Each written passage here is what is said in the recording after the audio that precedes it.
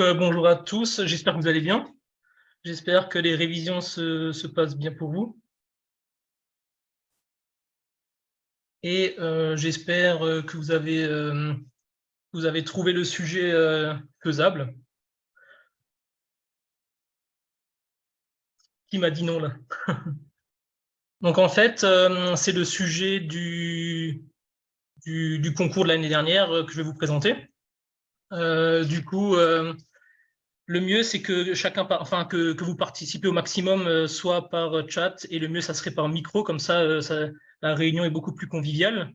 Même si vous vous trompez, c'est pas grave du tout, hein, c'est vraiment avec les erreurs qu'on apprend.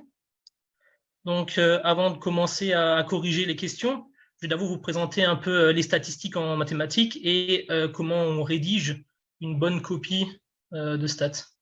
Est-ce que ça vous va, le programme?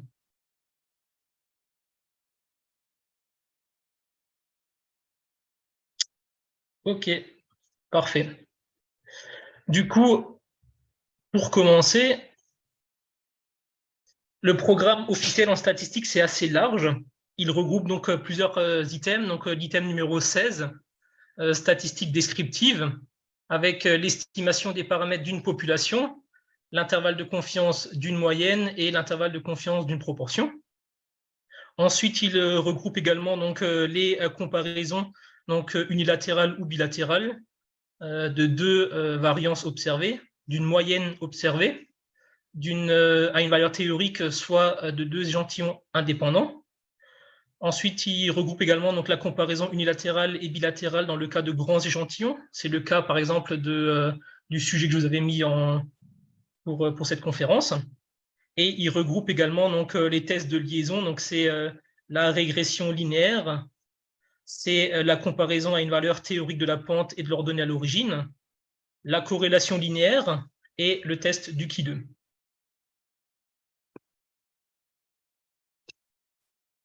Donc, la méthode pour la rédaction en statistique, c'est en fait, on a deux méthodes. Donc, la première méthode, c'est celle que propose donc ePharma, qui est en fait une méthode assez classique. Et la deuxième méthode, c'est celle de mon prof de faculté de Strasbourg, et qui est quasiment la même. C'est juste que ça diffère par rapport à l'ordre des données, mais les données sont exactement les mêmes. Donc, il faut vraiment garder à l'esprit que les données doivent être présentes n'importe quelle méthode que vous utilisez. Donc, pour la méthode numéro 1, il y a donc, premièrement, il faut donner les populations et les variables. Est-ce que c'est une variable qui est plutôt quantitative ou plutôt qualitative? Il faut donner le nom du test. Est-ce que c'est un test de comparaison d'une proportion, d'une moyenne? Est-ce que c'est d'une moyenne indépendante, de deux échantillons indépendants, d'une valeur à une valeur théorique? Il faut donc donner la taille de l'échantillon pour savoir si on prend le test de Students ou la loi normale. Et il faut également donc savoir le risque alpha, si c'est alpha 1%, 5%, 10%. Ça n'a jamais tombé 17%, mais ça peut tomber. Il faut donc dire si le test est bilatéral ou s'il est donc unilatéral, ce qui est très important également donc, pour pouvoir conclure. Il faut donner les conditions d'application. Donc ça, c'est aussi quelque chose de très important. Vous allez voir ça dans la question numéro 1, si vous avez pu la faire. Il faut estimer donc les caractéristiques de la population générale. Par exemple, mu est estimé de la population par M. Il faut émettre les hypothèses, donc hypothèse H0 et hypothèse H1. Il faut calculer donc le paramètre du test. Il faut comparer à la valeur seuil qu'on aura vu dans la table, donc soit du Students, soit de la loi normale, soit de la table du Qui2. Il faut également donc faire une conclusion. Et la conclusion, c'est toujours la même. Si Z ou T observé est supérieur à T théorique, on rejette H0 au risque alpha. Et donc, on dit que, par exemple, les moyennes sont significativement différentes. Alors que si T ou Z observé est inférieur à T ou Z théorique, là, on ne rejette pas H0 au risque alpha et on ne peut pas conclure à une différence significative. Est-ce que jusqu'à présent, tout va bien?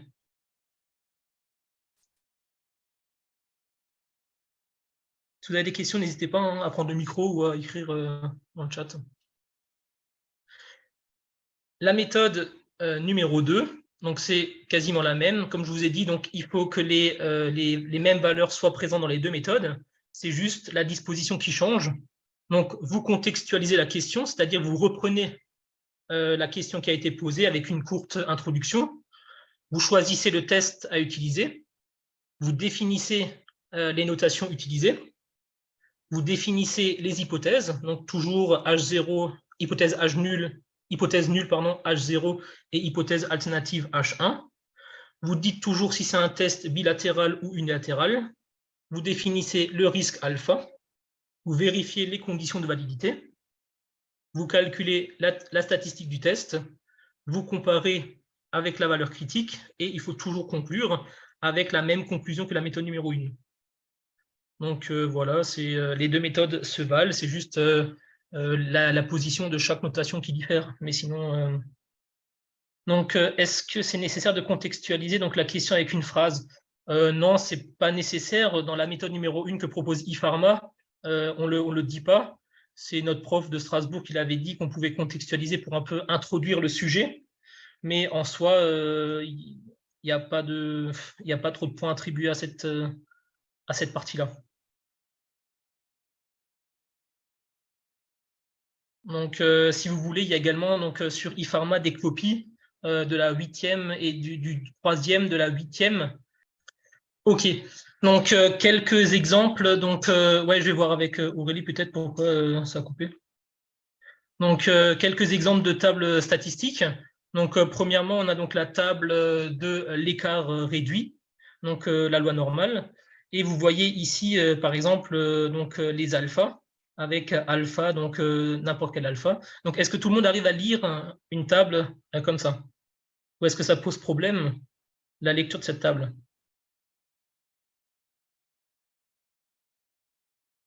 N'hésitez pas si c'est pas bon.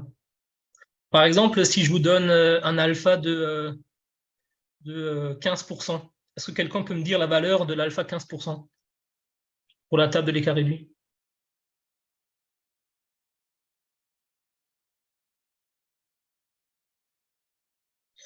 Ok, ouais, c'est ça, c'est 1,44. Ouais, parfait. Ok.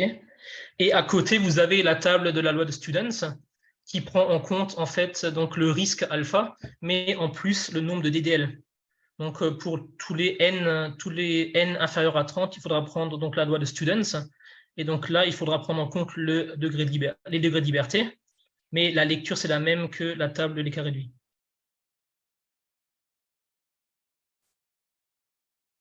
OK.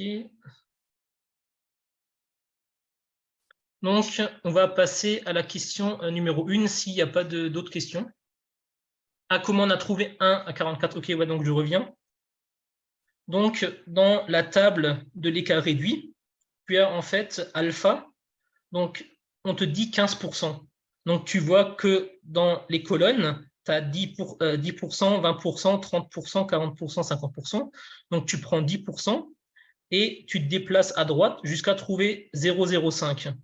Donc, là, on est à 15%. Et donc là, tu trouves une valeur de 1,44. Est-ce que tu vois ce que j'ai fait?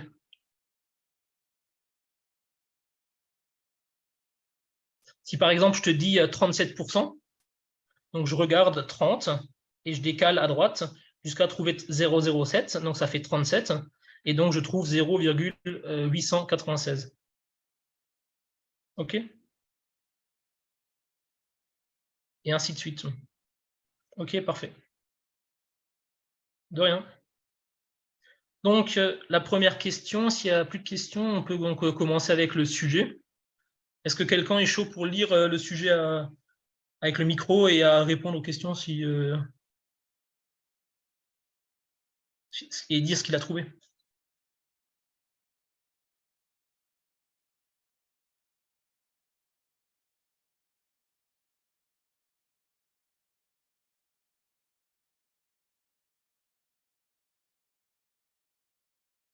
Il n'y a personne qui est chaud pour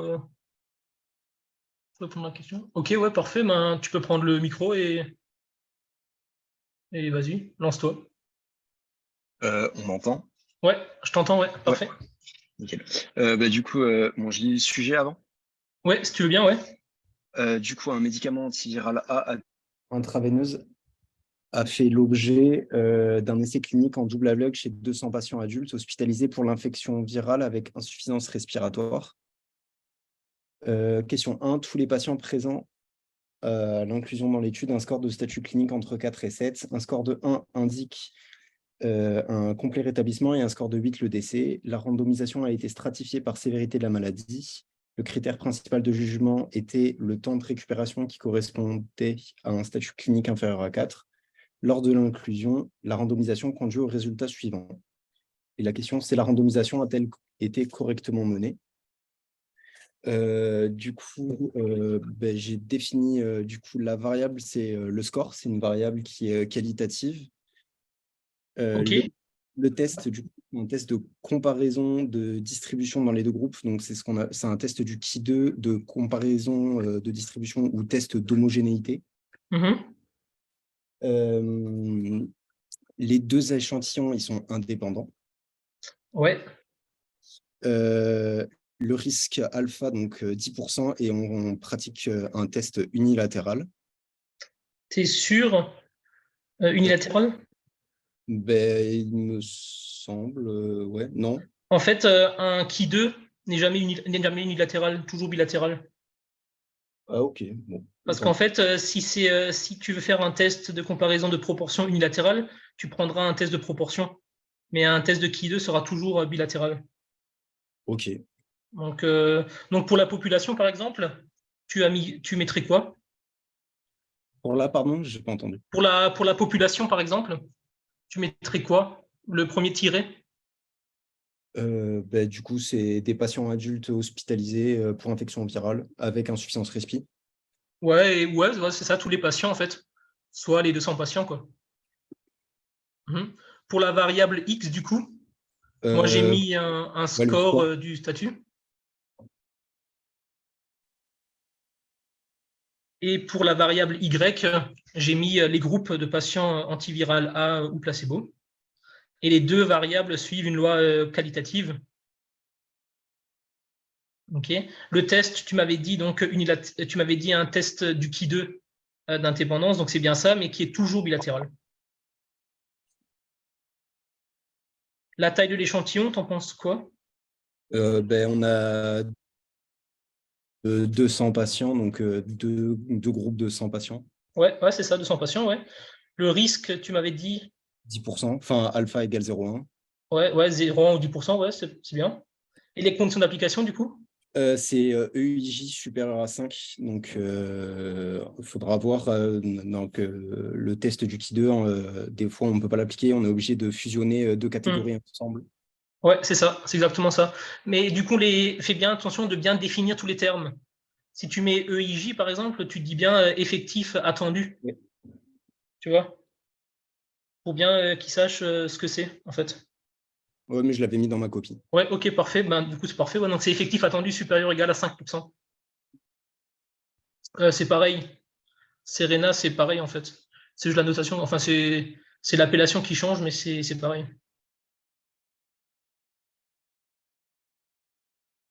Il y en a qui l'appellent d'homogénéité, l'autre qui s'appelle d'indépendance.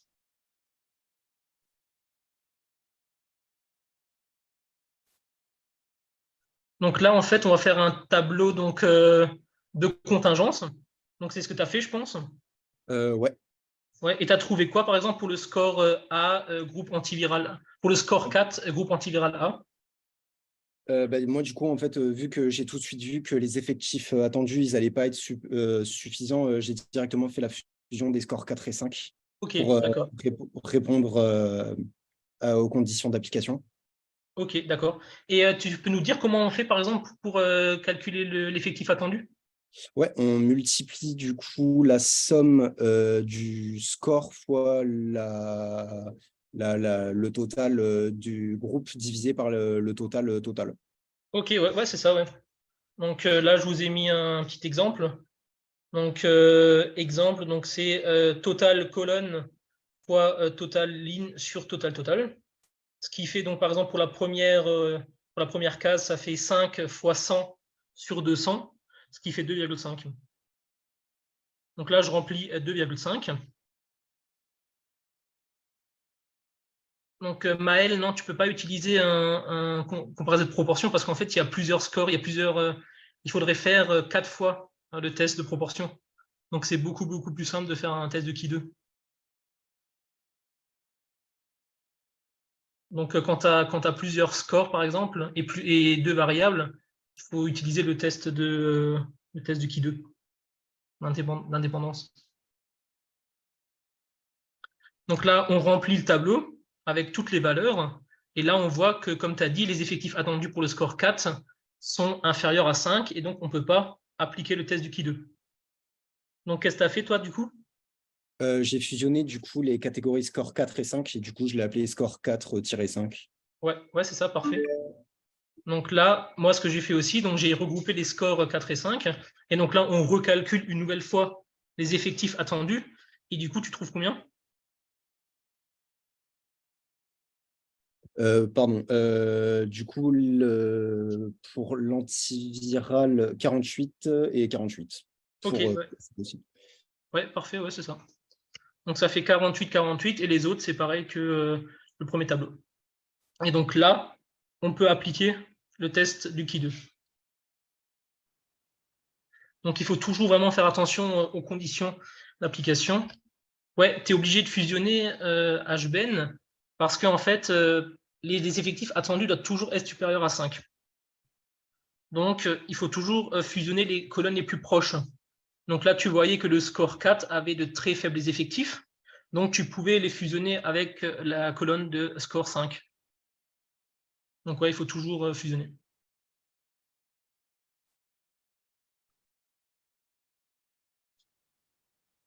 Ok, donc là, on continue. Donc après avoir donc fusionné les scores 4 et 5, quelles sont les hypothèses qu'on peut émettre? Du coup, pour moi, l'hypothèse H0, c'est que la différence entre les valeurs attendues et les valeurs observées tend vers 0. Et l'alternative, c'est que ça tend pas vers 0. Ouais, plus simplement, tu mets H0, X et Y sont indépendants. H1, X et Y sont dépendants ou liés. Donc on écrit toujours de cette façon-là. Soit H0, les deux variables sont indépendantes, soit H1, les deux variables sont liées ou dépendantes. Et donc, pour le paramètre du test, pour la formule, tu as trouvé combien? Tu veux que je donne la formule ou pas? Oui, Non. ouais, si tu veux bien, ouais. Du coup, pi de 0, c'est la somme de obs moins, enfin les valeurs observées moins les théoriques au carré divisé par les valeurs théoriques. Et du coup, on trouve 0,433. Ok, ouais, c'est ça. Donc là, la formule générale, c'est qui d'observé est égal à la somme des effectifs observés moins les effectifs attendus au carré sur effectifs attendus, comme il avait dit. Et donc, si on additionne tout ça, on trouve une valeur de 0,433. Est-ce que jusqu'à là, tout va bien? Ok, parfait.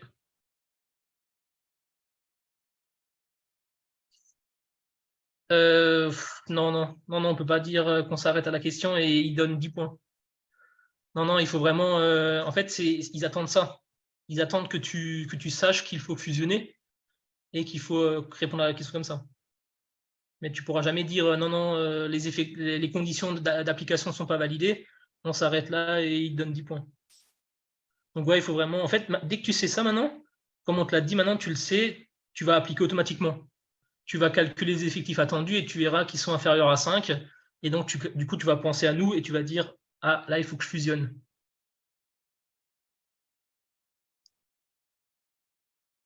Parfait. Donc, comment est-ce qu'on calcule le nombre de DDL dans un Ki2? Du coup, on regarde le nombre de colonnes et le nombre de lignes. Et en gros, c'est nombre de colonnes moins 1 fois nombre de lignes moins 1. Du coup, là, on avait deux groupes, antiviral ou placebo, donc 2 moins 1, ça fait 1. Et après, le nombre de catégories de score, on en avait 3. 3 moins 1, ça fait 2. Du coup, 2 fois 1, 2. Donc, il y avait 2 DDL. Ok, ouais. C'est ce que je trouvais aussi, donc ça fait 2 DDL.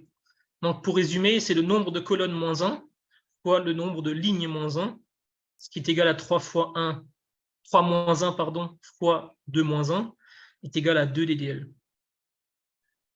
Et donc, les comparaisons, comment est-ce que tu pourrais comparer? Du coup, la valeur seuil qu'on obtenait du coup avec 0, enfin alpha 0,1 et 2 ddl, c'était 4,605. Du Ouais. coup, on l'a comparé à la valeur qui de 0 qu'on avait, donc 0,433. Et du coup, qui de 0 était inférieur à la valeur seuil. Du coup, on rejette page 0 devant alpha. Ouais, la conclusion, ouais. Du coup, on rejette pas 0 devant alpha. Les distributions, elles sont pas significativement différentes. Et du coup, la randomisation, elle a été correctement menée. Ouais, c'est ça, c'est parfaitement ça.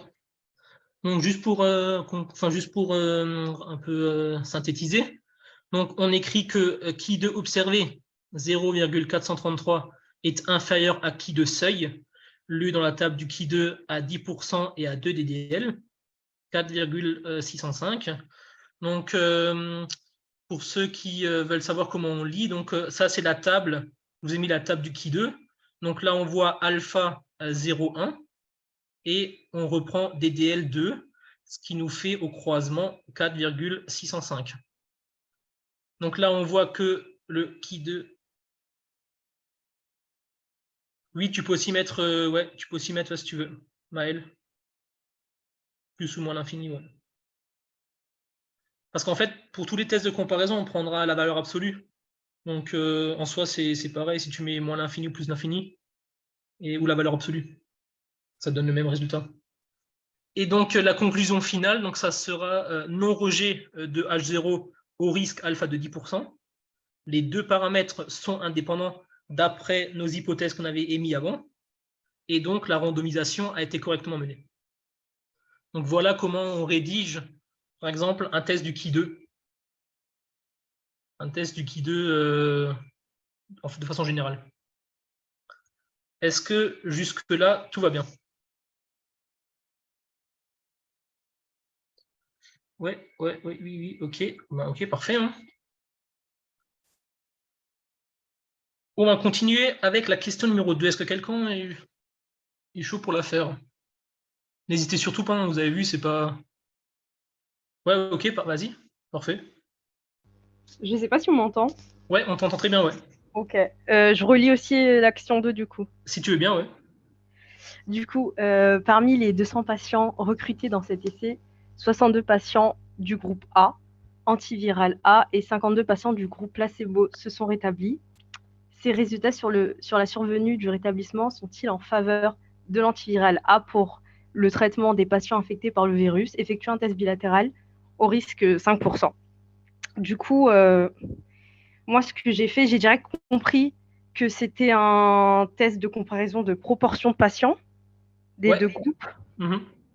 Donc, du coup, j'ai défini les populations. Est-ce que tu avais une hésitation avec la proposition? Quelle proposition?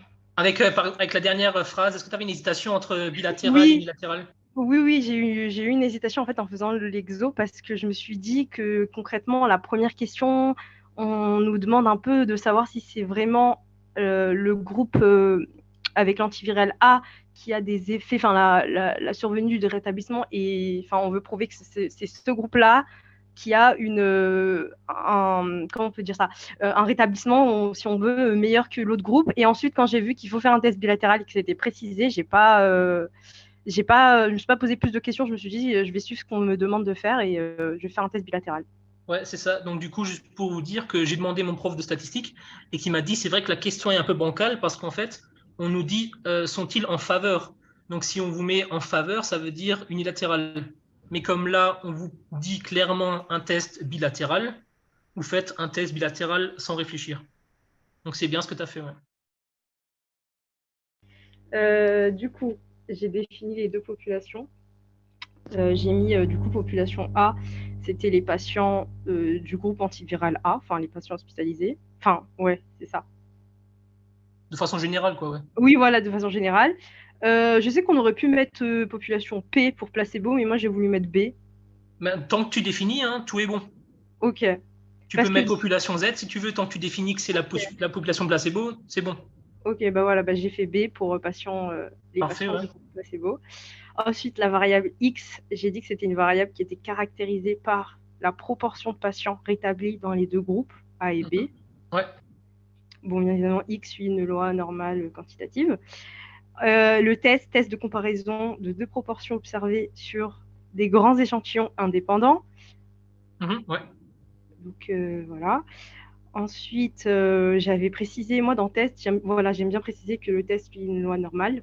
Ouais, c'est ça.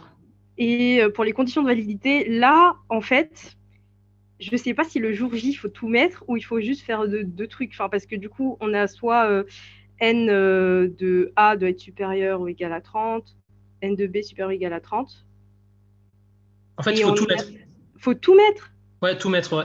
Ok, et ben, du coup, il faut tout mettre. Du coup, n de A est supérieur à 30. Ensuite, on a n de A fois pi. Moi, j'appelle pi. Ouais. Pi chapeau, quoi. Ouais, puis chapeau, ouais. Enfin, c'est Voilà. proportion commune, tu veux dire? Ouais, voilà, c'est ça. Ouais, c'est ça. Moi, j'appelle pi chapeau.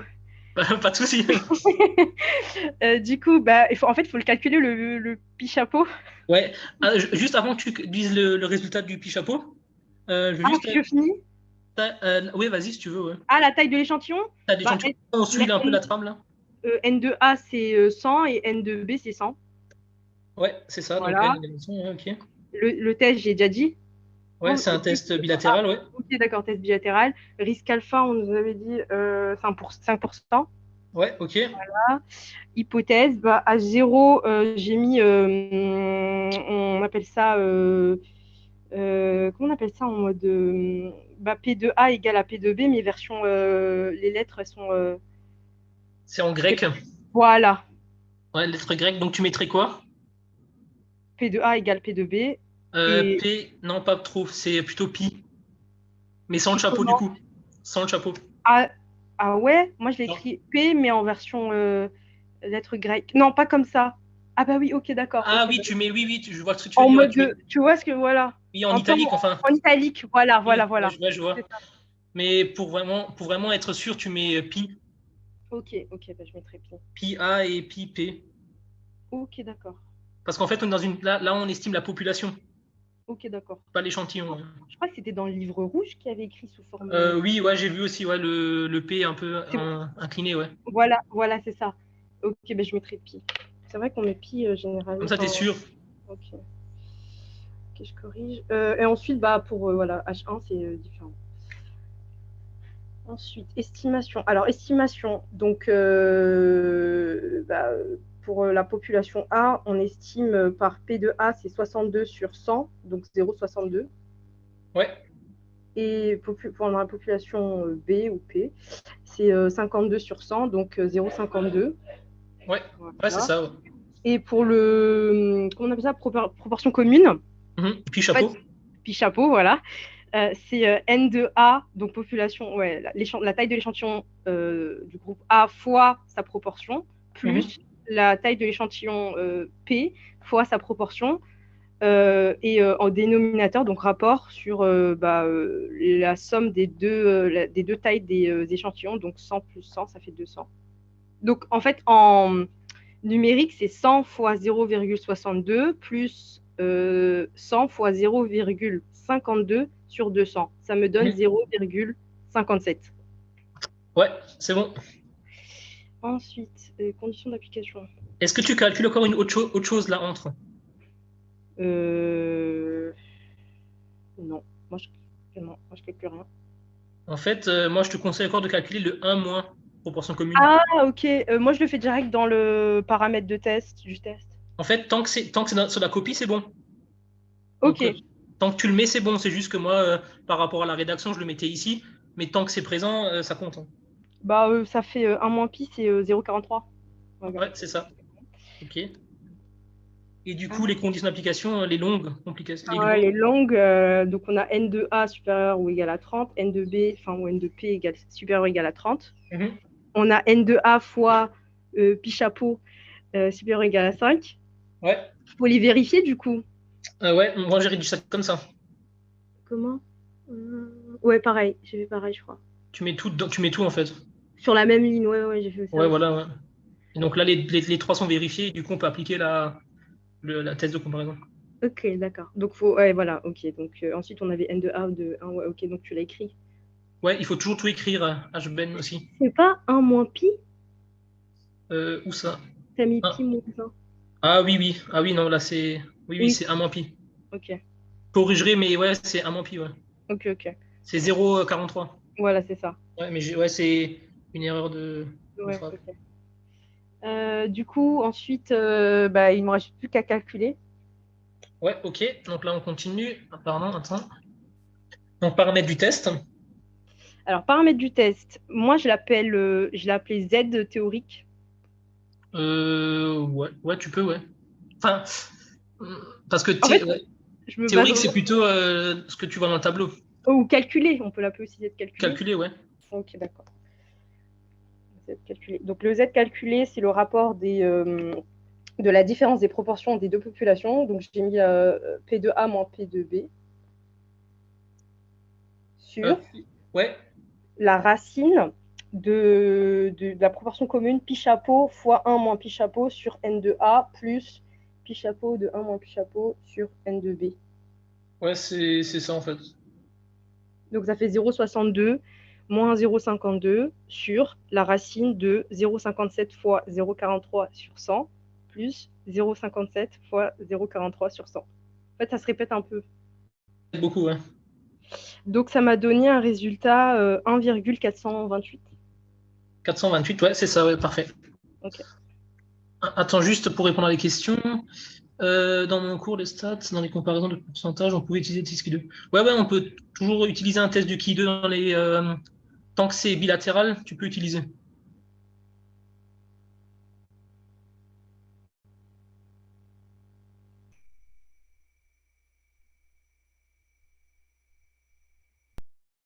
Et ouais, tu peux aussi mettre que Q est égal à 1 moins P. Tu peux aussi le mettre ça. En fait, dès que vous définissez les termes, tu peux tout écrire. Il faut vraiment juste définir ce que c'est. Oui, oui, oui, Maël, tu peux aussi faire un test du Ki2.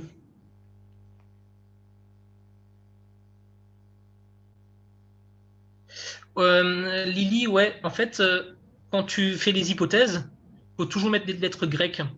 Et dans la population, c'est toujours pi, alors que dans l'échantillon, c'est p, petit p. Donc ouais, c'est très important les notations.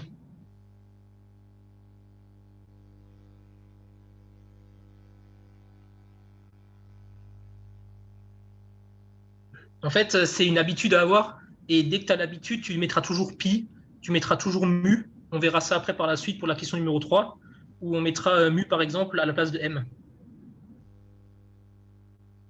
En fait, Camille, donc le Ki2 fonctionne également pour un test de proportion bilatérale. Tu peux aussi utiliser un Ki2. Il faudra faire le tableau de contingence. Tu ne trouveras pas le même résultat, mais tu pourras conclure de la même façon. Tu ne trouveras pas 1,428, mais tu pourras conclure à la même conclusion. Il faudra juste faire un tableau de contingence que j'ai pas fait là, mais que je pourrais te faire si tu veux en correction et le mettre sur le Discord. Mais c'est tout à fait possible. Mais par contre, si on te demande un test de comparaison de proportion unilatérale, tu ne pourras jamais prendre un Ki2, parce que le Ki2 est toujours bilatéral.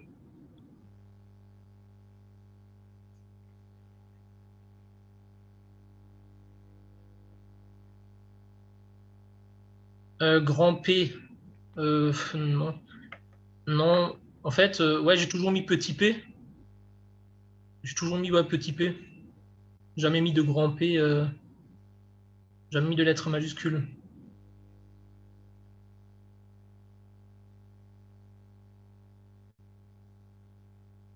Est-ce qu'il y a un moment où, avec un test de proportion bilatérale, on ne pourra pas faire le test du Ki2? Alors là, c'est une bonne question. Mais honnêtement, je ne pense pas. Honnêtement, tant que c'est une proportion bilatérale, on pourra faire le test du Ki2. Et si tu retrouves avec le même problème où les effectifs attendus sont inférieurs à 5, tu regroupes les tableaux et tu pourras le faire.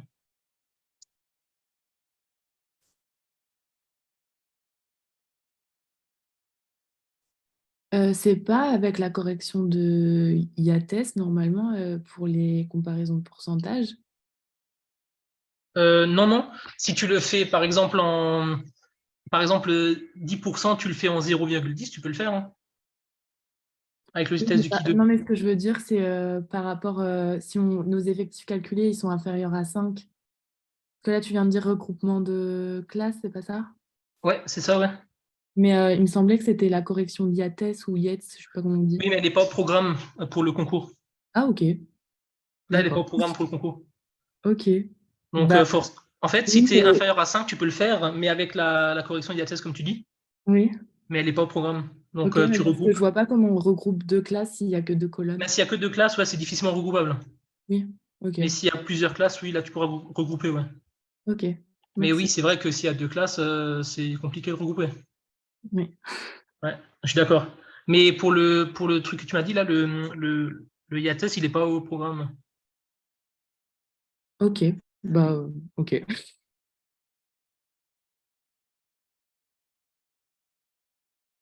Enfin, dès qu'il y a ouais, c'est ça, mais ouais, c'est exactement ça. Dès qu'il y a plus de deux lignes ou de deux colonnes, ben, on fait un qui deux parce que sinon, faut que tu fasses plusieurs tests de proportion et tu t'en sors pas. Et c'est très très long, ouais. Et je vous rappelle qu'un exercice, c'est environ 22-23 minutes. Et pour celui-là, là, par exemple, c'était impossible de le finir. Soit on commençait et on le faisait à fond et on prenait beaucoup plus que 23 minutes, soit ben, on ne pouvait pas finir. Pour ceux qui l'ont vécu. Ok, donc pour les comparaisons, donc on peut continuer si tu es Ouais. ok. Ouais. Donc, du coup, pour la comparaison, j'ai dit qu'on allait. J'ai mis lecture de Z lu au niveau de la table de l'écart réduit pour un risque alpha égal à 5%. Et du coup, on trouve au niveau de la table 1,96 Ouais. et on compare avec 1,428. Mhm. Et on voit que 1,96 est supérieur à 1,428. Donc, j'ai mis que le test était non significatif. On ne rejette pas H0. Au risque alpha égale 5%, nous n'avons pas réussi à démontrer une différence significative entre les proportions de patients rétablis dans les deux groupes. Ouais, j'ai à peu près mis ça, ouais. Donc la finalité est la même. Donc j'ai mis que Z observé est égal à 1,428. Z seuil lu dans la table de la loi normale à 5%, c'est 1,96. Donc je vous remontre comment on lit 1,96. Pardon. Donc là, alpha 0,05, on retrouve une valeur de 1,96. Et donc Z observé est inférieur à Z seuil, et donc non rejet de H0. La conclusion finale, non rejet de H0 au risque alpha 5%. Les résultats sur la survenue du rétablissement ne sont pas en faveur de l'antiviral A, significativement par rapport au placebo. Donc voilà comment on peut conclure. Il y a plusieurs conclusions possibles, hein, c'est juste une proposition. Excuse-moi, j'ai juste une question. Oui, dis-moi. Je reviens sur le fait, parce que nous, on nous a appris que le Ki2 pour la comparaison de pourcentage, il pouvait être en unilatéral. Alors ça, je ne pourrais pas te répondre. Et ok, Il faudrait mais que je me ouais, renseigne. ouais, parce que tu as juste dit que c'était impossible et pourtant, nous, notre prof, elle nous a toujours dit que c'était ok pour le pourcentage et je viens de regarder sur Internet et il me semble que c'est bon. Ok. Je sais Ben, ouais, mais je me renseigne parce que là, j'ai jamais entendu qu'un qui était unilatéral. Ok, bah si tu peux regarder. Ouais, je me le note là. Je Ok, regarde et je mettrai un mot sur le Discord. ok, c'est cool, merci. Comme ça, je demande mon prof. Ok.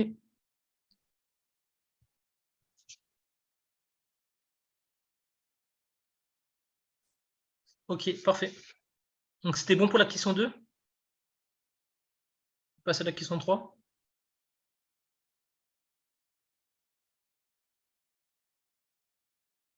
Mais après, comme dit, ouais, peut-être que c'est possible, effectivement, mais que c'est pas au programme, donc je sais pas.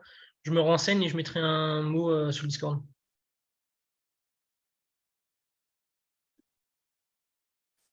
Ok, donc la question 3. Est-ce que quelqu'un voudrait bien la faire?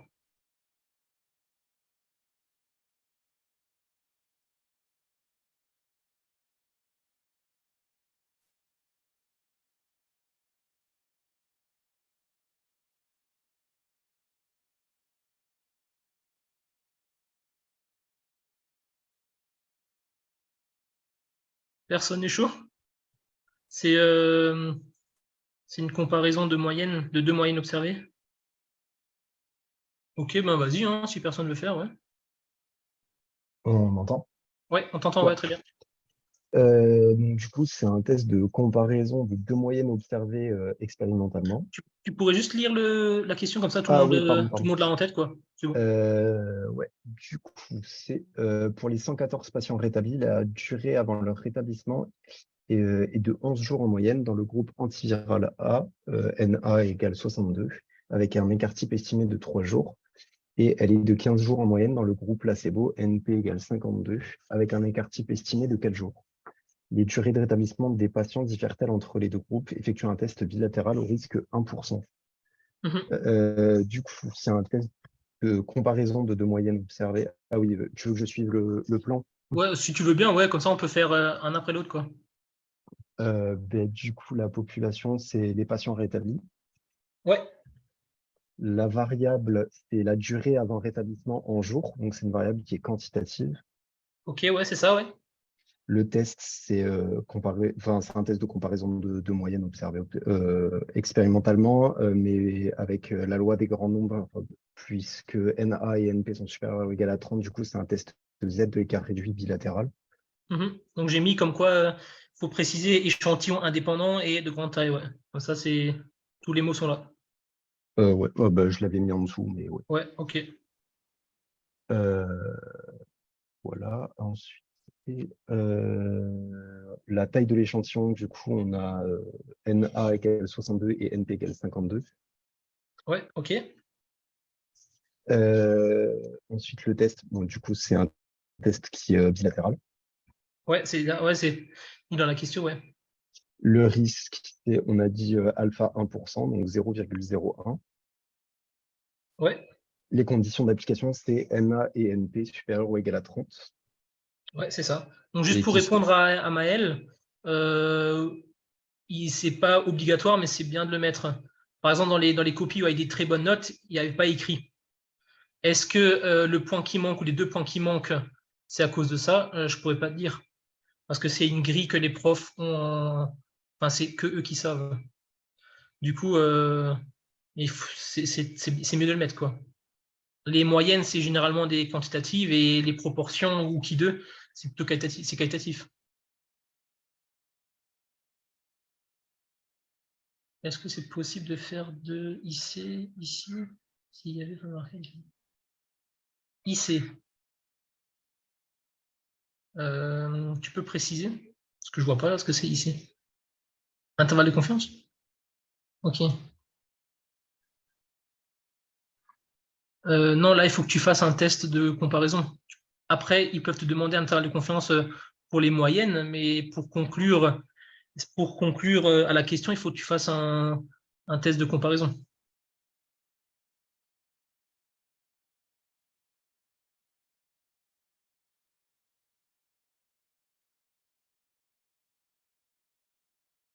Donc, les estimations. Ce que tu appelles les estimations, c'est estimation de moyenne et d'écart type. Ouais, c'est l'estimation. Oui, oui, c'est ça. Par exemple, l'estimation, la population, l'échantillon est estimé par rapport à la population. Ah, du coup, la moyenne du groupe A, c'est MA est égal à 11 jours. La moyenne du groupe E, donc NP, c'est 15 jours.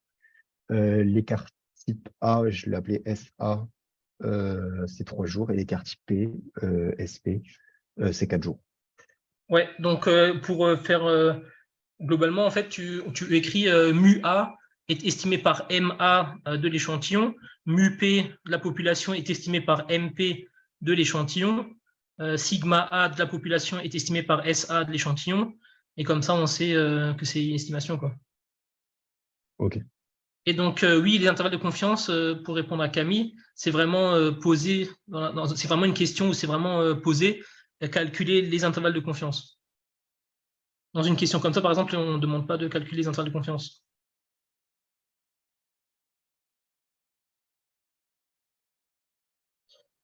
Alors, non, on ne fait pas de test de students parce qu'en fait, quand tu regardes dans la table de students, quand DDL plus l'infini, tu retombes à la valeur tu retombes à la même valeur de la table, la loi normale. Donc c'est pareil en fait. Donc tu feras plutôt un test de la loi normale. Parce que quand tu prends la table de la loi de Students à DDL infini, donc plus de 30, c'est la même valeur que 5% de la loi normale, 1,96. Et donc pour les hypothèses, Du coup, les hypothèses, donc H0, c'est mu A est égal à mu P, et H1, c'est mu A est différent de mu P. ouais, c'est ça. Donc moi je me suis juste trompé là. Je ne sais pas pourquoi j'ai mis M, mais c'est bien mu. Je ne sais pas pourquoi j'ai mis M, mais c'est bien mu A. Je corrigerai sur le diapo. Donc H0, donc hypothèse nulle, c'est mu A est égal à mu P. Et l'hypothèse alternative H1, c'est mu A différent de mu P. Donc je le corrigerai avant de le mettre définitivement sur le drive. Je ne sais pas pourquoi j'ai mis M. Et donc le paramètre du test, Moi, je l'ai appelé Z0 est égal à, alors, c'est la valeur absolue de MP moins MA sur racine de SA carré sur NA plus SP carré sur NP. Et du coup, j'ai trouvé un Z0 à 5,9. 5,944. Ouais. J'avais ça aussi, ouais. Et j'avais mis qu'on prend toujours la valeur absolue, enfin, la valeur absolue, quoi. Ouais. Et donc, mais ça influence vraiment si on met M à la place de mu. C'est vraiment une notation à prendre. Donc, c'est vraiment une notation. Les hypothèses, c'est toujours en hypothèse sur la population.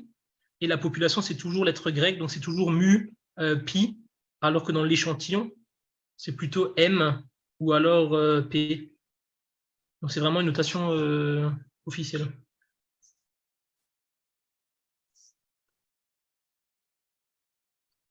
Pour la comparaison, Du coup, la valeur seuil, on a dit qu'on était à un alpha de 0,01. Du coup, le Z seuil, il est à 2,576.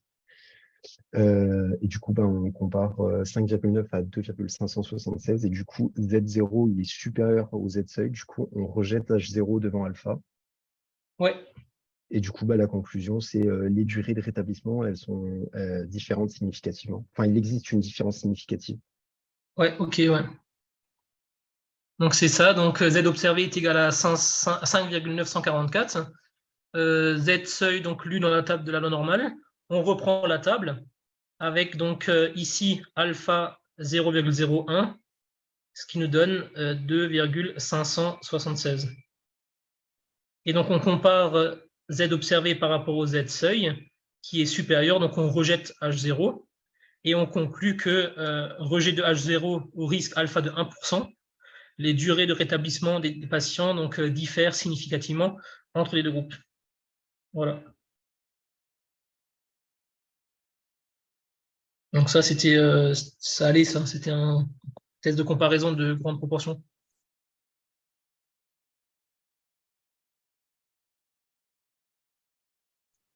Est-ce que ça va?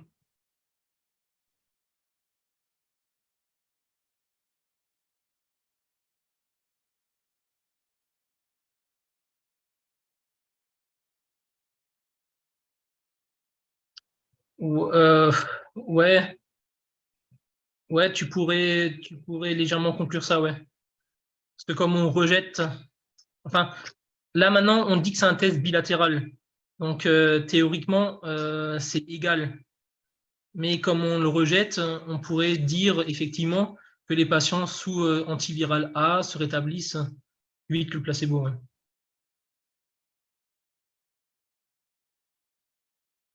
Effectivement.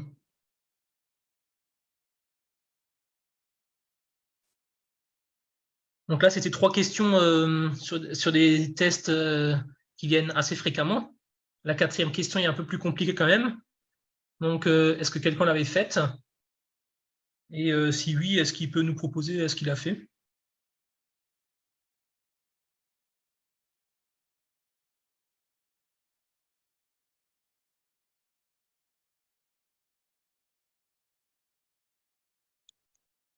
Est-ce que Zazou voudrait le faire?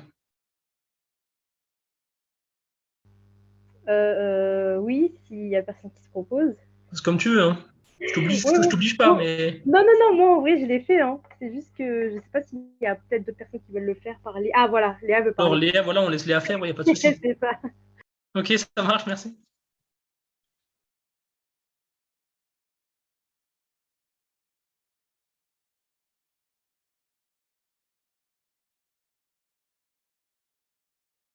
Donc Léa, tu veux bien le faire? Ah, pardon, mon micro, il n'était pas activé. Ok, parfait, mais pas de souci, Ok, t'inquiète. désolée. Ok. Alors, du coup, donc la question 4, la moyenne d'âge X des patients du groupe placebo N égale 100 est de 60 ans, avec un écart type estimé de 15 ans, et leur IMC, donc Y, moyen, est de 26,5 kg par mètre carré, écart type de 5,4 kg par mètre carré. Donc, dans la première question, on nous demande de déterminer la droite de régression de l'indice de masse corporelle en fonction de l'âge. Alors du coup, moi j'ai dit que du coup, la droite de régression linéaire, elle était de la forme y égale ax plus b. Mhm. Y c'est l'IMC, A la pente, X l'âge et B l'ordonnée à l'origine. Je ne sais pas s'il faut écrire tout ça, mais Ouais, il faut toujours définir. ok, il faut tout définir. Là, tu vois que je suis un peu Euh, perturbé, là, avec ma forme. Moi du coup, A c'est la pente et B c'est l'ordonnée à l'origine, mais bon, ça ne change rien en Ouais, mais soi. dès que tu détermines, c'est bon, tout est juste. Ok, ouais, tout est déterminé. Ouais, c'est bon. Du coup, A la pente, donc A égale covariance de XY sur la variance de X. Et du coup, c'est égal à somme des XY moins 1 sur N fois somme des X fois somme des Y sur N moins 1 fois la variance de X.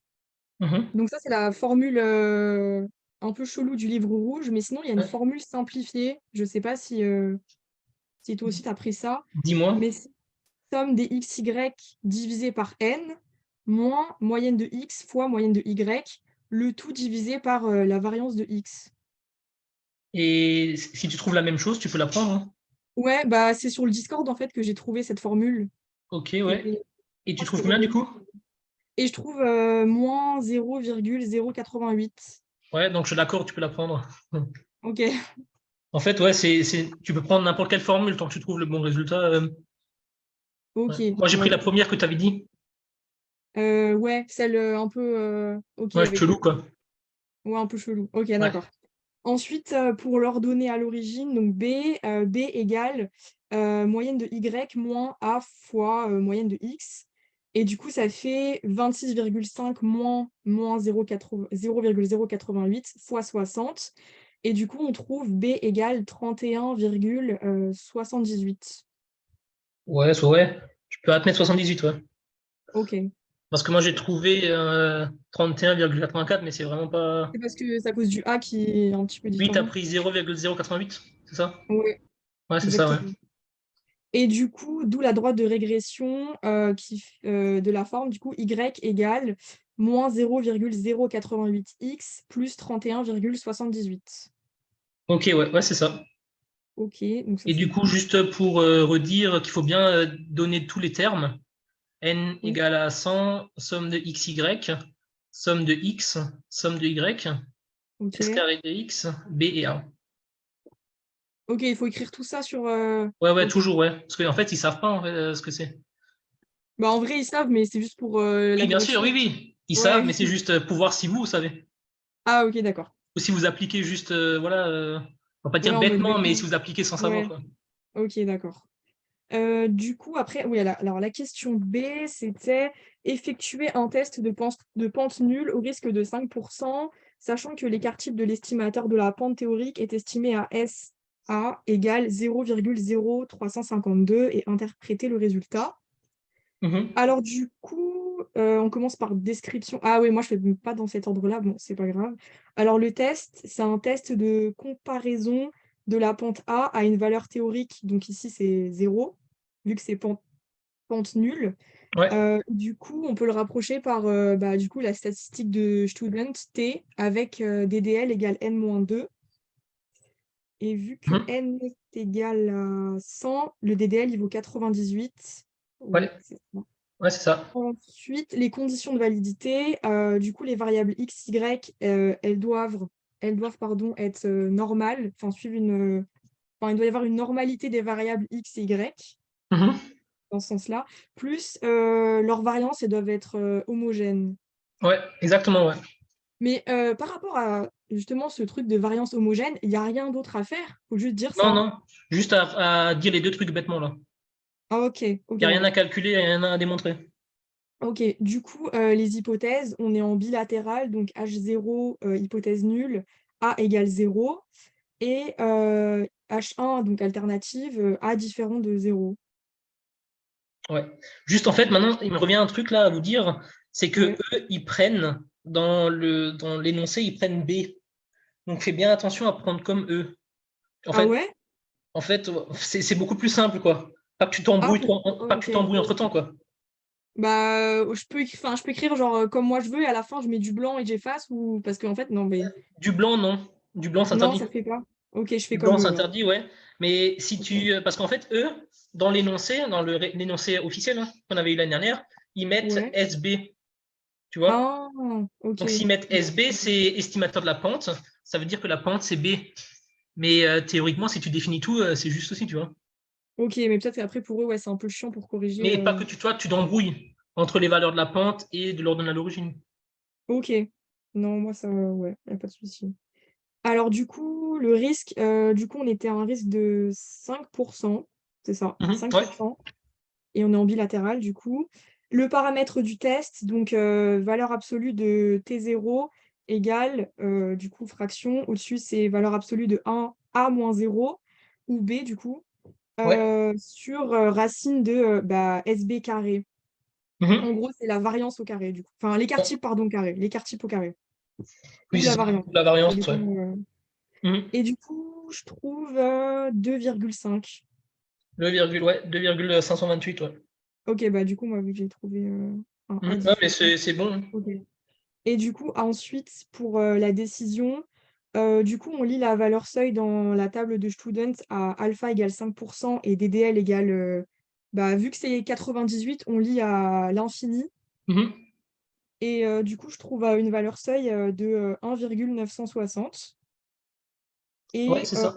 ouais, voilà. Alors du coup, en conclusion, notre T0, il est supérieur au T seuil. Du coup, il y a un rejet de H0. Mhm. Et du coup, la pente A, elle diffère significativement de 0 au risque alpha égale 5%. Ouais. Et Voilà. donc, la conclusion finale, Ah, c'était pas interpréter le résultat? Ah, ben non, oui, ou j'avais pas vu. interpréter, ouais, le résultat, qu'est-ce que tu pourrais interpréter? Je Et je sais. pense que ça répondrait à la question de Hben. Ah, bah oui, attends, l'âge. Euh, je sais pas trop. Ah oui, oui, c'est ça. Association entre l'IMC et l'âge. Je crois que Voilà, c'est ça. ouais, ouais, c'est Ok. ça. Donc, on conclut à une liaison linéaire significative Ah, entre ok. l'IMC et l'âge, quoi. Liaison linéaire. Ok, significative. Ok, merci. Donc là, je mets ce que tu as mis, je mets ce que tu as dit. Donc, T observé égale à 2,528. T seuil lu dans la table de la loi de Students à N-2 DDL. Dans la table, on retrouve 1,96. Et donc, la conclusion, T observé supérieur à T seuil, donc Ok. rejet de H0 au risque alpha de 5%. On conclut que la pente B ou A ou ce que vous prenez diffère significativement de 0 et donc qu'il y a une liaison linéaire significative au risque de 5%. Et donc là, Hben, est-ce que tu comprends pourquoi on fait un test de comparaison? Enfin, on prend ce test-là. C'est pour savoir s'il y a bien une association linéaire entre l'IMC et l'âge.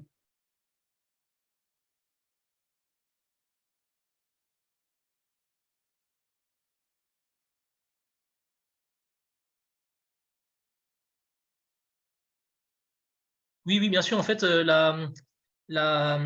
pour savoir s'il y a une liaison significative, il faut prendre la pente. Parce que si elle est égale à 0, enfin, si on accepte si on ne rejette pas H0, ça veut dire qu'il n'y a pas de liaison significative entre l'IMC et l'âge. Donc ouais, ça change la conclusion.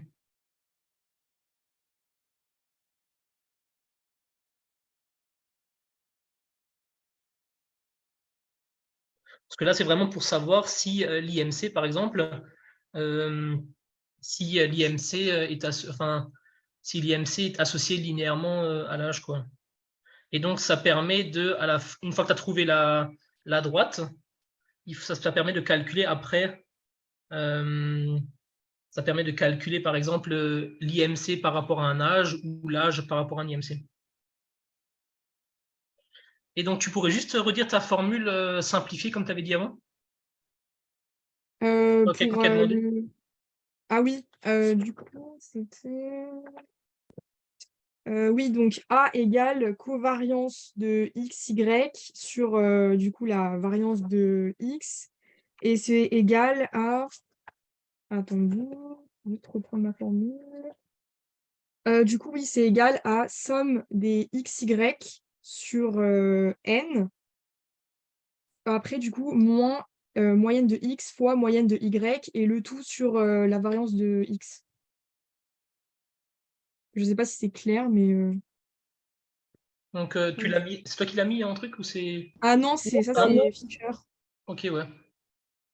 Bah oui, du coup, c'est cette formule-là. Voilà, c'est ça. Ok, ouais. Et elle Donc, est sur la fiche de ePharma si les gens la veulent aussi. ok, ouais. Donc, tant que vous trouvez la même réponse, c'est bon. Ouais.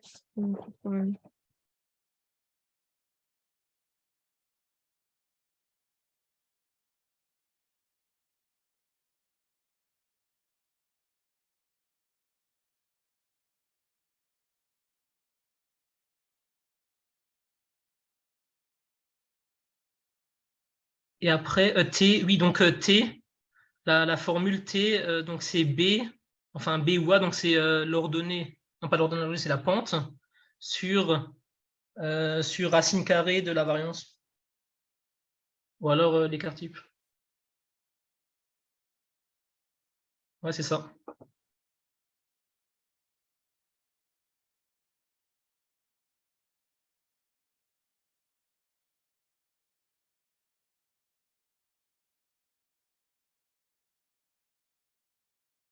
Et donc la question numéro C, est-ce que tu l'as faite aussi? Oui, bien sûr, je l'ai faite. Ouais. Du coup, la question c'est donner l'IMC prédit pour un âge de 50 ans. Donc, on sait que l'âge, du coup, c'est la variable X et l'IMC, la variable Y. Donc, en fait, on prend l'équation qu'on a trouvée en question A et on remplace juste X par 50. Et après, on trouve Y égale 27,38 kg par mètre carré pour l'IMC, Ouais. associé à 50 ans, du coup. Ouais, donc on conclut. On dit Pour que un- oui, pour un âge de 50 ans, l'IMC est de 27,38 kg par mètre carré. Voilà, c'est ça. Ok. Ouais, c'est ça, ouais. Pour 50.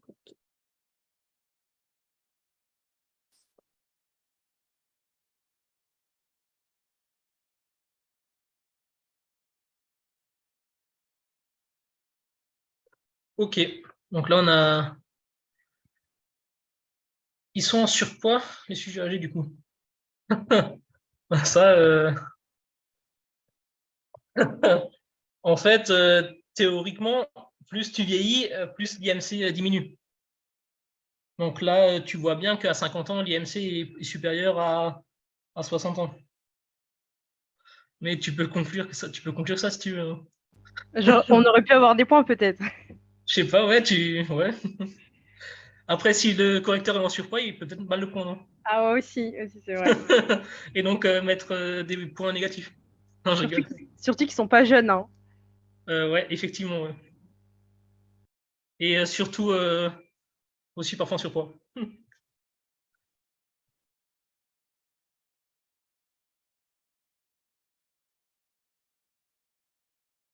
J'ai pas bien capté dans notre cas, si on avait calculé l'ordonnée à l'origine, on aurait interprété quoi?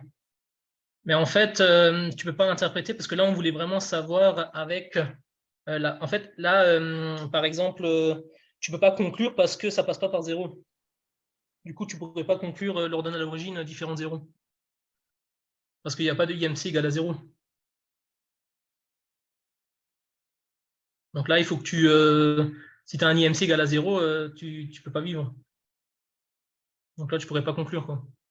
Donc là, on veut vraiment savoir, en fait, si il y a une association entre l'IMC et l'âge. Et donc là, avec la conclusion qu'on a faite, tu vois que plus tu es jeune, plus l'IMC est élevé, quoi.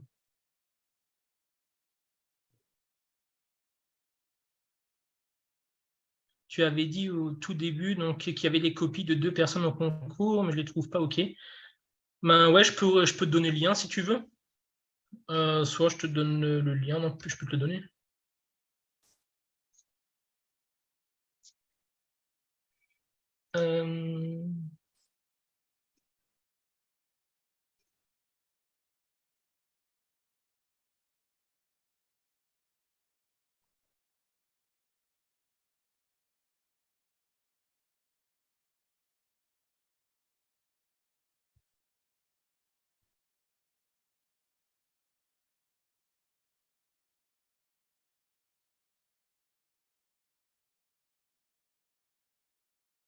Est-ce que tu as le lien?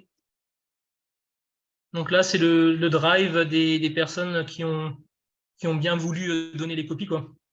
Et il y a la copie de la 8e qui a eu 36 sur 40 à l'exo. Et donc, tu peux bien t'y fier, quoi.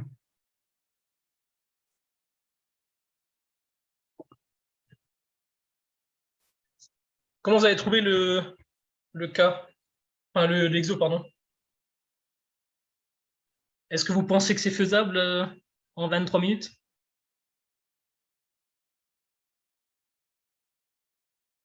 Basique, ouais. Donc, les 3 premières questions sont assez basiques. Mais c'est vrai que c'est très, très long à rédiger, quoi.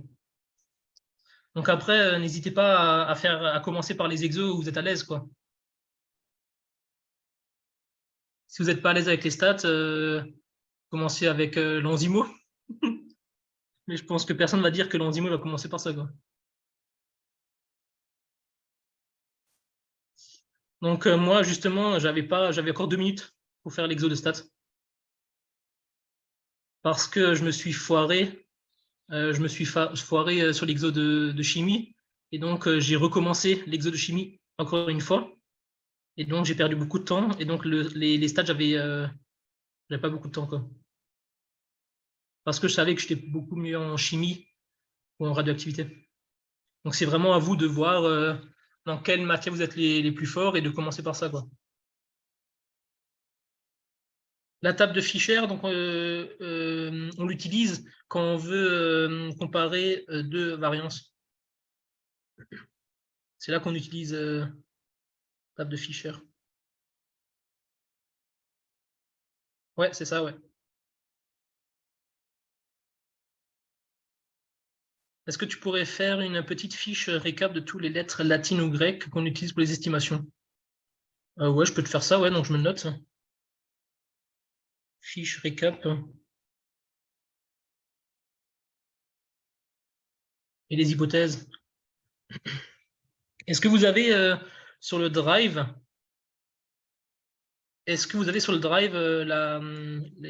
le PDF des formules? Je ne sais pas si vous l'avez sur le drive.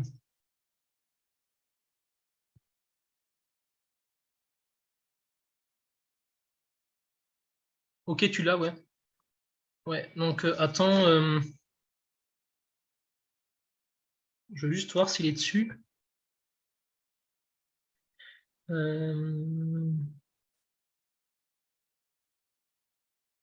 Drive ressources, ouais, ou sinon dans la conf. Non, dans le drive de la conf, il n'y a que le sujet, mais Aurélie vous mettra aussi le PDF avec toutes les formules. Et donc, je recontrôlerai encore une fois Maël, mais là-dedans, il y a tous les chiffres, lettres grecques et latines, et également donc tous les hypothèses. Donc, elle vous mettra, je lui dirai, elle vous mettra ça en ligne sur le drive avec en plus la correction donc, du diapo avec les 2-3 petites coquilles là, et en plus un PDF corrigé, avec l'attribution des points. pour voir un peu, vous pouvez compter du coup les points que vous aurez pu avoir et la note finale que vous aurez pu avoir.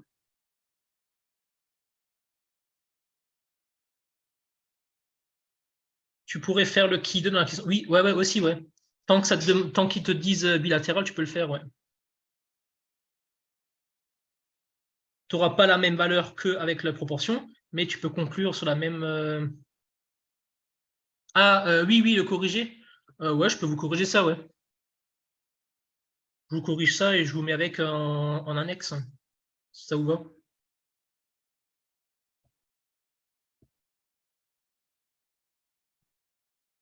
Parce que si vous prenez le qui 2, il ne peut pas vous compter le faux, parce que c'est juste.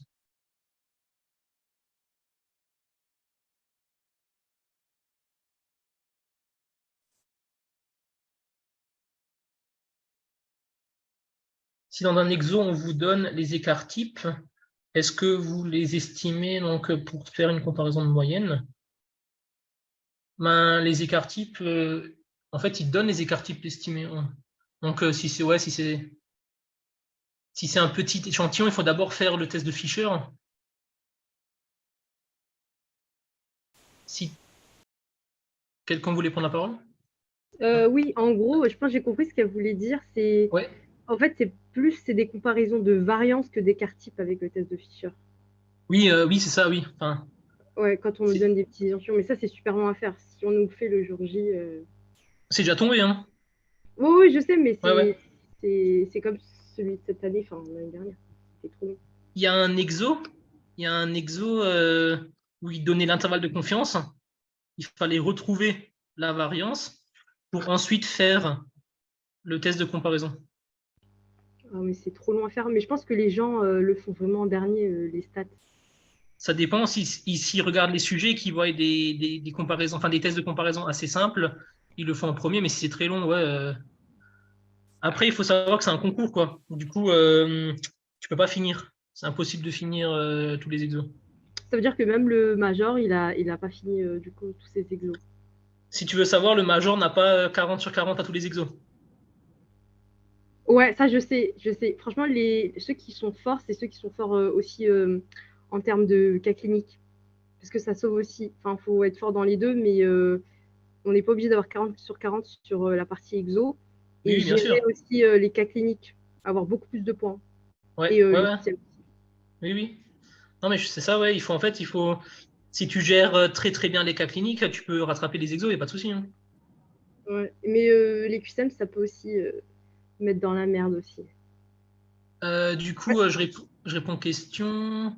Ouais, il fallait sortir la variance de la formule intervalle de confiance. En fait, je ne sais plus quel exo c'était. C'était un exo là des annales où il donnait l'intervalle de confiance. Il fallait retrouver l'écart type, retrouver la variance, puis faire le test de Fisher, puis faire la comparaison. Si quelqu'un a l'exo, on est preneur, mais moi je ne me rappelle plus du numéro de l'exo. Mais c'était, il y a une. Je peux vous le donner si vous voulez, si je le retrouve. Et du coup, les QCM, non, c'est pas, on s'en fout pas en fait. Parce que moi, par exemple, j'ai eu 90 sur 120. Ça m'a beaucoup sauvé, quoi. C'est juste que les QCM, ça regroupe un peu toutes les connaissances. Comment tu as fait pour t'entraîner au QCM? Ah là, je vous conseille le meilleur site qui existe, hein. C'est le site de ePharma. Non, mais c'est vrai. Le site de ePharma, il vous propose des QCM et tu fais ça les soirées, quoi. Le soir, tu fais des petits QCM, quoi. Devant un petit film et tu réponds QCM comme ça de façon. Ça devient machinal après, hein. Mais juste, j'ai une question. Oui. Par exemple, si on nous dit de faire un test de conformité, mais que du coup, ils nous donnent que l'écart type, mais pas l'écart type estimé. Est-ce que dans vos facs, vous avez appris à estimer l'écart type? Non, on n'a jamais. Enfin, moi, j'ai pas appris à estimer. Parce que nous, à Marseille, on le fait, mais juste, ça fait perdre du temps, du coup. Non, j'ai jamais fait ça dans ma fac, personnellement. Ok, bon bah, Mm. merci. Donc, je pense que si je l'ai pas fait, je pense que c'est pas utile. Non, je pense que c'est à peu près pareil. Non, moi, j'ai pas eu besoin de faire ça. Après, le gros problème, c'est que chaque fac raisonne un peu différemment. C'est pas comme en médecine où il y a un référentiel commun à toute la France, quoi. C'est un peu l'inconvénient. Ouais, c'est pour ça. Nous, à Marseille, on a eu des notes un peu catastrophiques en stats. D'accord. C'est Allez. parce que le prof note sévère ou Non, je pense qu'on n'avait pas la bonne méthode de rédaction et je pense que beaucoup de personnes sont tombées, sont passées à côté du qui 2 là pour la première question. d'accord. Donc il vous a fait le sujet de l'examen là? Non, au concours, je parle des Ah, notes du d'accord, concours. d'accord, oui, au concours, ouais, d'accord. Ouais, ouais. Est-ce que vous avez des questions aussi de façon générale, comment gérer les cours, les stress, comment vous vous sentez niveau révision? Est-ce que ça va chez vous? J'avais une question. Tu t'es mis quand, enfin à partir de quel mois à réviser, non, à faire des cas cliniques, à rédiger des cas cliniques? À rédiger les cas cliniques? Ouais, genre en Septembre. septembre. Ouais, à fond, à fond. En fait, j'ai relu mes cours. J'ai relu mes cours de janvier jusqu'à mai-juin. Parce que j'étais à la maison complètement. J'avais pas de cours, j'avais pas de stage, j'avais rien. Donc j'ai relu mes cours de janvier jusqu'à mai-juin en faisant tous les matins exercice, exercice, exercice. Tous les matins.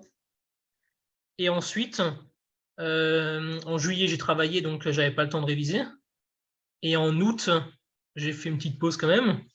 Et après, en septembre, j'ai commencé les cas cliniques. Mais vraiment en lisant la correction que IFARMA proposait, en lisant la correction que le CNG proposait, en faisant mes propres fiches. Et voilà. Mais c'est vraiment à partir de septembre. Et j'avais juste une dernière question. Oui. Enfin, j'ai oublié. C'était par rapport à la maîtrise de tes cours. Oui. Quand est-ce que tu as commencé à réellement maîtriser tes cours, c'est-à-dire que tu savais recracher l'entièreté de tous les mots-clés que tu avais révisés pour tel et tel cours? À partir de quand? Parce que ça me stresse un peu. Tu parlais de quand la période ou quand Ouais, genre quand, ouais, en termes de période, en termes de mois, quand est-ce que tu as su que là, c'est bon, tu gérais tes cours dans l'intégralité?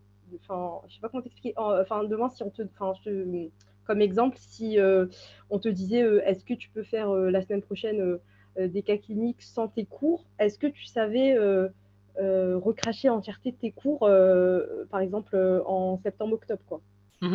Donc, donc je vois ce que tu veux dire. Ouais, voilà. Donc moi, c'était par rapport aux différents. Enfin, moi, c'était par rapport au. Comment dire ça? Aux cours. Moi, je pouvais te recracher le debug des mathos en mars. Je pouvais te le recracher mot par mot parce que j'adorais les mathos. Le bouquin de neuro, je peux te le recracher même pas aujourd'hui. Je ne savais pas. Du coup, c'est par rapport à ce que j'aimais faire. Tout ce qui est bio, tout ce qui est hémato, je pouvais te le recracher en mars, avril. Et les cours que j'aimais pas, je pouvais pas les recracher parce que j'apprenais jamais, quoi. Le système nerveux central, je l'ai ouvert une semaine avant. Parce que ça me donnait vraiment pas envie, quoi. Mais je pense que toi, tu préfères peut-être le système nerveux central par rapport à l'hémato, quoi. Ah Non, non, ça non, serait l'inverse. pareil. Non, non, pareil, je préfère les maths. Ah oui, voilà. Et donc, tu révises avec quoi? Avec le debug? Et maths? Ouais. Bah, je faisais avec le Debec, mais là, je fais avec le livre des profs. Il est génial. Ok, Franchement, ouais. Moi, je l'avais il pas, est... du coup. Je sais pas si dans ta fac, on te propose Clinical Key Student. C'est un Si, mais espèce... on n'est pas rattaché. Ah, vous n'êtes pas rattaché? Non, non, j'ai déjà essayé, mais on n'est pas rattaché ouais, au Ah, lien dommage. gratuit. Ouais, parce que c'est gratuit, du coup, je vais pas payer. C'est juste, j'ai quelques livres des profs sur ça. On a le parasito, bactérioviro, parasitomico, hémato, et on a, je crois, le livre médoc. Voilà. Et D'accord. franchement, hémato, les profs, elles ont super bien résumé parce que je sais pas comment tu as fait avec le debug, mais c'est trop, trop long. Et il y a beaucoup de trucs hors programme. Ouais, ouais, mais après, c'est vrai, mais moi, je trouve personnellement que le debug, il est vraiment dans les détails, et moi, j'adore les détails. Donc après, c'est Ah ouais, chacun comment il voit, quoi. ok, c'est chacun son délire. Oui, oui, je suis pas Ouais, très non, mais détaillée. c'est ça, ouais. Ok, Mais ouais, tant mieux, hein. c'est vrai qu'à Strasbourg, par exemple, on a à la bibliothèque, il y a les objectifs pharma. qui sont disponibles, par exemple, donc les gens peuvent le prendre comme ils veulent, quoi. Comme on n'a pas le lien sur le site internet, là. Ouais, sauf qu'avec un emprunt, je crois que ça dure, je sais même pas ça dure combien. Nous, je crois que c'est 2 semaines reconductibles. Bah voilà, du coup, enfin, t'es obligé de le re-rendre et de le re-reprendre. En fait, nous, il y a des gens qui allaient à la bibliothèque, avec la carte, qui le rendaient et qui le reprenaient tout de suite après. Ok, d'accord. Tu vois. Et est-ce que tu conseilles d'aller au piquage de notre fac? Donc, Maël, je sais que tu viens de Strasbourg. Bah oui, parce que je fais piquage, donc ouais. C'est un bon truc, non? C'est un bon point, non? Comme je fais piquage. Non, non, mais ouais, mais je te conseille vraiment de venir faire les piquages. En fait, les piquages, personnellement, je trouve ça utile parce que ça motive. Les tuteurs, ils sont là pour te motiver, ils sont là pour te montrer que c'est possible, qu'il ne faut pas démoraliser tout ça dans un coin, quoi. Et je ne sais pas si vous avez vu, mais ils ont augmenté beaucoup le quota de pH et de bio. Du coup, oui, vous avez beaucoup de chance. C'est quoi les piquages? Donc, à Strasbourg, par exemple, c'est les tuteurs qui donnent des cours mardi et jeudi soir pour les étudiants qui préparent le concours. On appelle ça les piquages. Dis, j'avais une question. Tu vois, pour la biochimie clinique, t'as pris quoi comme support? La biochimie clinique, donc ouais, si je te Ouais. le dis, tu vas rigoler, mais j'ai pris le Debuck. Ah, purée, ça va pas la tête! Il y a beaucoup de fautes, mais je les ai corrigées. Ah ouais? Mais parce qu'au début, je voulais l'acheter, mais quand j'ai entendu les fautes et tout, je me suis dit, attends, faut déjà que j'apprenne des trucs. Alors si j'apprends des trucs faux, Après, enfin, j'ai pris le Debuck, mais j'ai aussi pris un cours de notre prof c'était notre prof de bio, c'est vraiment le chef de clinique de biologie. Donc ses cours étaient vraiment à jour. Et en plus, c'est le président du CNG, donc son ah cours est vraiment à jour, ouais. quoi. Mais le biochimie, là, le Debec, il y a vraiment beaucoup de fautes ou ça va? Beaucoup. Je pense qu'il y en a une 10, 15, mais vraiment des petites, hein.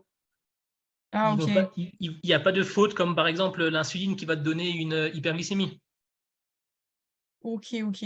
Parce que, enfin, du coup, à part les cours de ma fac ou tu sais, les référentiels des MED, on n'a pas Mhm. de support, en fait, nous.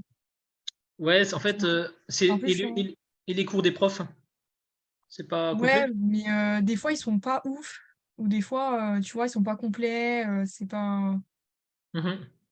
Ouais, Du coup, ouais, c'est je pour vois, ça. ouais. Parce que, tu vois, genre, la collection des livres des profs, là, objectif internat, Ouais. bah, ils vont sortir un livre de bioche, mais que fin août. C'est trop tard. Ben, parce que nous, les cours, enfin, moi, j'avais pas de cours des profs, de bouquins des profs. Ouais, ils Non, sont mais il est pas sortis, encore hein. sorti. Non, non, il est pas Non, encore mais il n'est sorti. pas encore sorti. Tu sais, il sort en août. Oui, oui, C'est oui. pour ça. Ouais. Oui, mais nous, les premiers qui sont sortis en novembre ou septembre, hein. Ouais, c'était octobre-novembre, je me Ouais, rappelle, donc ouais. j'avais pas non plus quoi les premiers. Du coup, on va dire que pour réussir, ils sont pas indispensables. Ouais, je suis d'accord. C'est juste Mais il faut que ton cours de fac soit complet. Il faut que tu complètes avec le Debuck. Le Debuck, il ramène quand même beaucoup de choses. C'est vrai qu'il y a des fautes dedans, mais il apporte quand même des connaissances, personnellement. Franchement, ok. tous ceux qui l'ont eu, le concours, ils l'ont travaillé avec le birch du Debuck, hein. Ouais. Enfin, moi, je connais une personne qui était 25 dans ma fac. Elle avait que Debuck, hein. Après, comme dit, si l'examen ne tombe pas sur la bio, bah, t'as de la chance, quoi.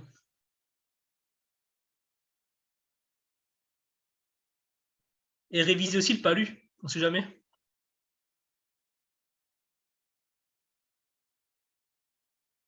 Le palu, ça fait longtemps que c'est pas tombé. Je pense que ça peut tomber là.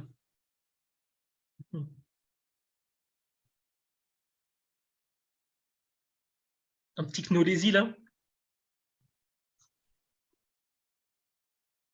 Est-ce qu'il y avait encore une question, j'ai vu pour qu'est-ce qu'on pense des bouquins des profs? Donc là, je pourrais pas répondre parce que je l'avais pas utilisé. Mais si quelqu'un les utilise et il veut répondre, il peut, hein, pas de souci.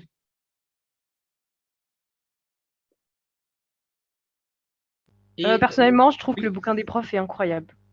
ok, En ouais, bah, hémato, En parasito aussi, il y a tout. Il y a vraiment tout en parasito. En bactério, ça dépend de certains cours. Des fois, c'est un peu C'est mal super vide en fait. bactériaux, hein. Moi, je trouve que ça dépend des cours. Ouais, mais justement, hein, c'est chiant. Je préfère le Debec pour bactériaux, perso. Ouais, il est bien aussi. Ouais. Et c'est tout, hein.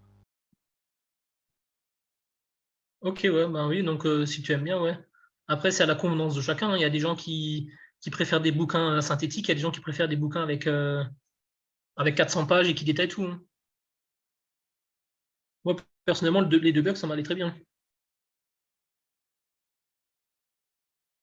Et du coup, il y avait une question de Lily. Du coup, tu avais fini de ficher tes cours fin juin. En fait, ficher, c'est un grand mot. C'était plutôt, je savais quel cours était au programme. Du coup, ouais, je savais que dans ce deux-buck-là, il y avait ces chapitres-là. Donc, j'avais un peu fiché, mais j'ai pas non plus recopié tous mes cours en propre sur un PDF, quoi. Mais j'ai bien regardé le programme et je me suis un peu intéressé à ça, quoi.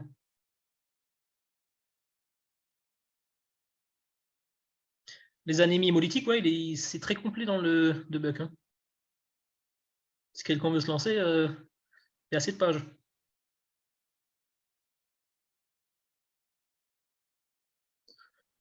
Mais du coup, ouais, est-ce que vous avez des questions par rapport au jour d'examen, par rapport à Rungis? Je sais pas. Tout est bon, tout est clair. On vous fera de toute façon un topo encore à l'approche de l'examen, mais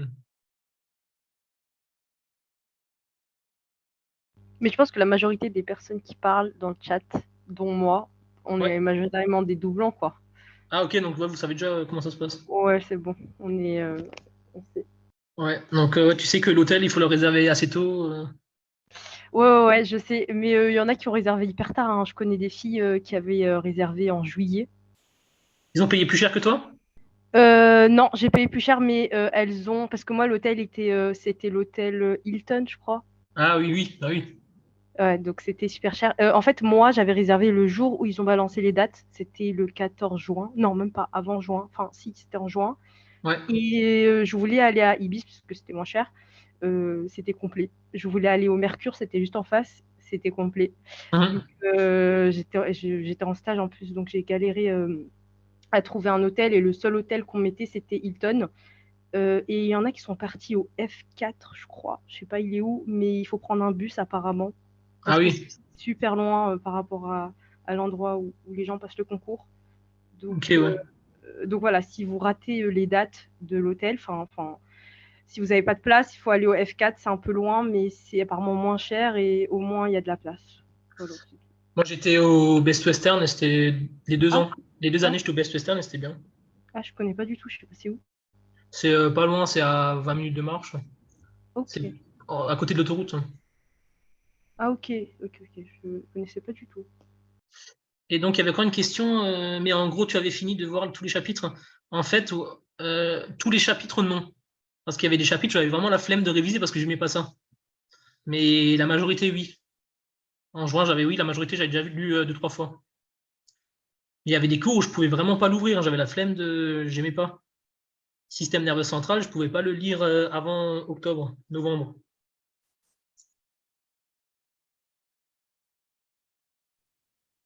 Mais c'est tombé, quoi. Donc, comme j'ai une mémoire à court terme, ça m'a aidé aussi. Oui, chacun ses délires, hein, Léa. Moi, quand je dis que je kiffe le debug hémato, il y en a qui me disent que t'es fou, mais moi j'adore, hein. Donc voilà. Ok, ben parfait du coup. Si vous avez plus de questions, ben je vous laisse là et je vous laisse profiter d'un bon week-end assez long.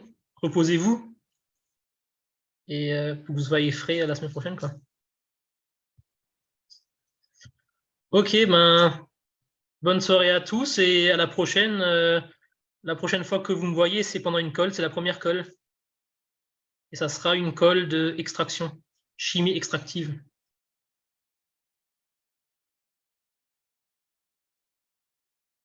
Bonne soirée.